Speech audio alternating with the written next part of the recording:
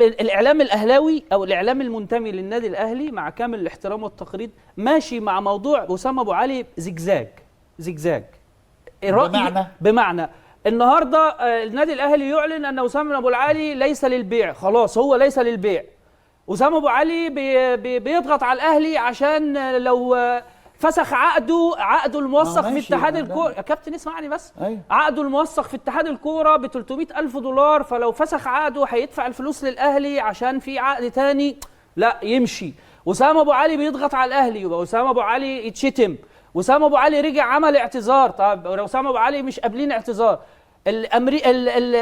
رابطه الانديه في امريكا عندها اللعب المالي النظيف، ما نفعش اصلا يتأيد. طيب هل انت كنادي اهلي ومؤسسه كنادي عريق كنادي اهلي، قصه زي قصه اسامه ابو علي ينفع تتناول بهذا الزجزاج كمؤسسه رسميه؟ سيبك من الاعلام بقى، كرسمي هبيعه لا مش هبيعه مش هبيعه 10 7 5 3. قال لك النادي الاهلي انا مش فاهم السؤال اصلا يا كابتن، يعني ايه يا استاذ محمد؟ يعني ايه؟ يعني النادي الاهلي ايه اللي دخل المؤسسه بالاعلام الاهلاوي؟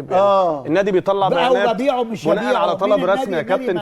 في حاجه تصاعديه هيراريكال، في راجل بيروح. انا ما قطعتكش والله. ما انا انت بتقول رايك بقالك ساعه. انا ما كملتش. طيب ما انا بسالك بس، يعني ايه السؤال؟ انا ما قطعتكش. مش ايه السؤال؟ انا ما بسالش، انا بسالك انت. انا باخد دور كابتن مجدي ثانيه. نفهم وجهه نظرك. أيوة. مش قادرين نفهمها. يعني ايه اللي دخل تفهمها ازاي يا كابتن؟